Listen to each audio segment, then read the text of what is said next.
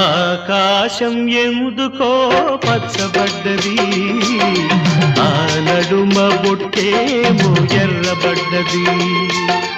ఆకాశం ఎందుకో పచ్చబడ్డది, ఆ నడుమ బొట్టేమో ఎర్రబడ్డది. వీచే గాలుల తాకిడి, సాగే గువ్వల అలజడి, రమ్మని పిలిచే పైబడి